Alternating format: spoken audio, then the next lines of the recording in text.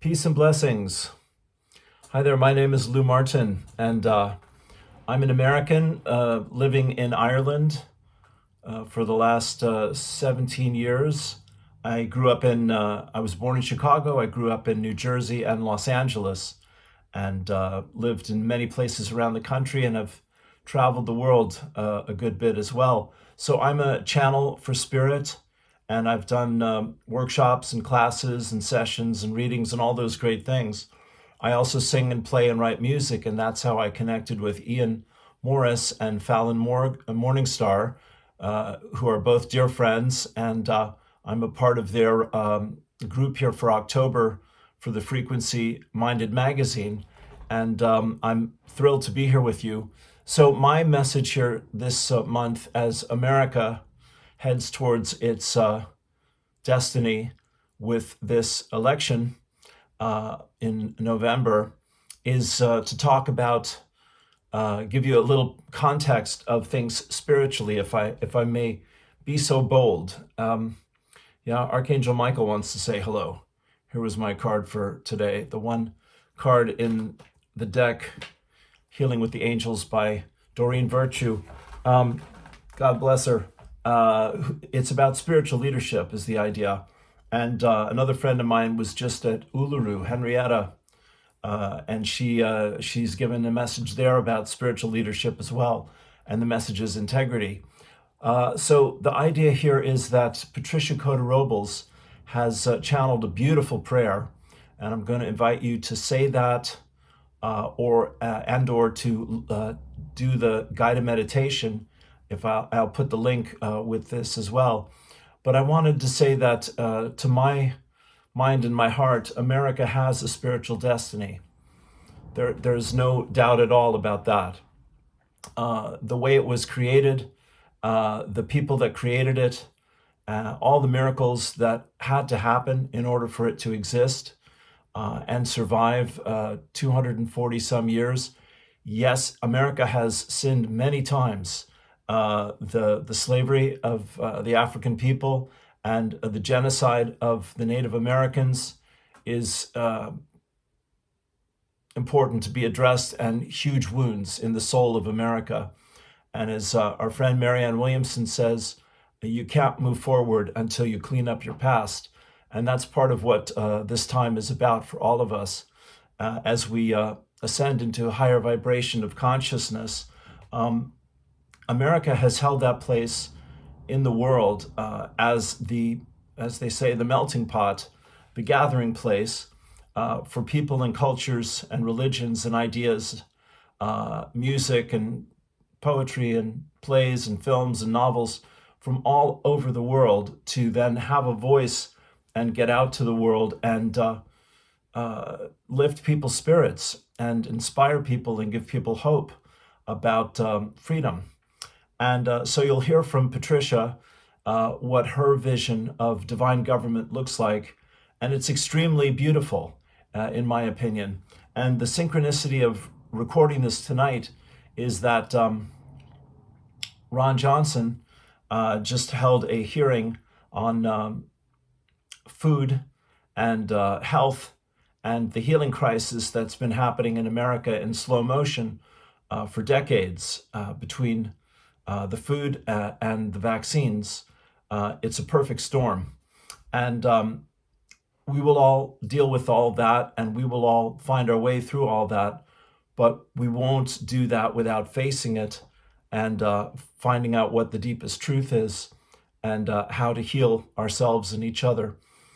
So I do believe absolutely that God is at work in our lives, and the more we pray and meditate and love and serve each other and act in integrity and with inspiration and do our human best and forgive ourselves and each other when we fall short, which all of us do every day, then we will be able to start again and try again.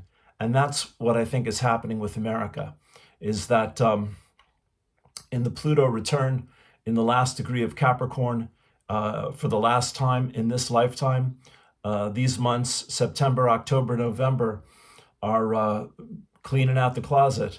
And I'm sure we ain't seen nothing yet, as Ronnie Reagan used to like to say.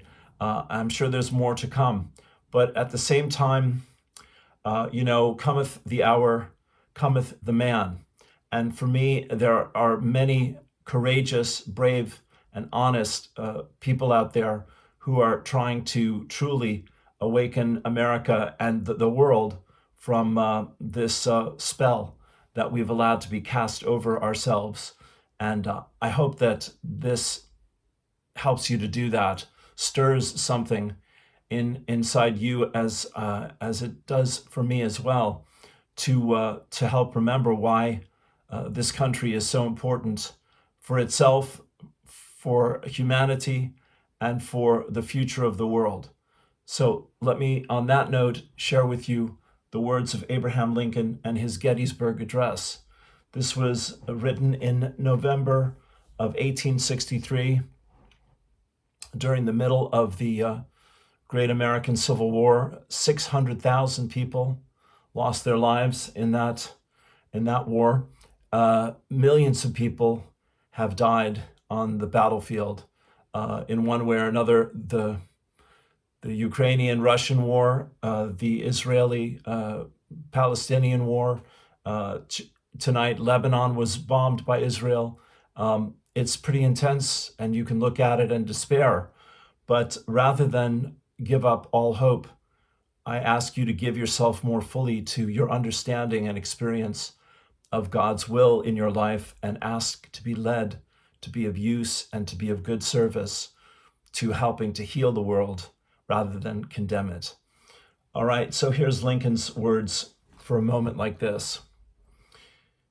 77 years ago, our fathers brought forth on this continent a new nation, conceived in liberty and dedicated to the proposition that all men are created equal. Now we are engaged in a great civil war, testing whether that nation or any nation so conceived and so dedicated can long endure. We are met on a great battlefield of that war. We have come to dedicate a portion of that field as a final resting place for those who gave their lives that that nation might live. It is altogether fitting and proper that we should do this.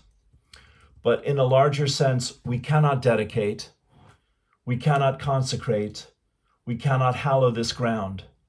The brave men, living and dead, who struggled here have consecrated it far above our poor power to add or detract. The world will little note nor long remember what we say here, but it can never forget what they did here. It is for us, the living, rather, to be dedicated here to the unfinished work which they who fought here have thus far so nobly advanced. It is rather for us to be dedicated to the great task remaining before us, that from these honored dead we take increased devotion to that cause for which they gave the last full measure of devotion, that we here highly resolve that these dead shall not have died in vain, that this nation under God shall have a new birth of freedom, and that the government of the people, by the people, and for the people shall not perish from the earth.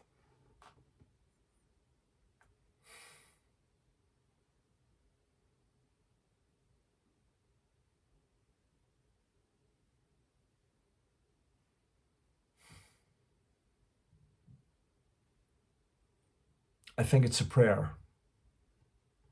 I think it's as powerful today as it was 150 years ago, because it was channeled from God for us to remember why we're here and what we're about.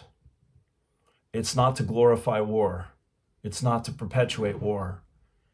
It's to fight the good fight and stand up for what we believe in and heal the divide between brother and brother, and live in a world of peace and compassion and mercy and truth and integrity and justice and love.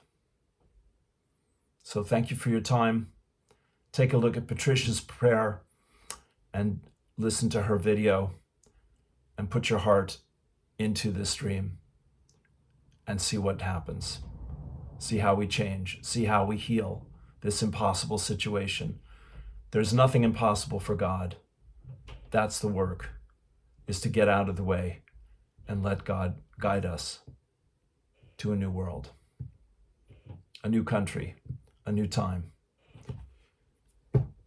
Thank you. Peace and blessings. All my love. Namaste.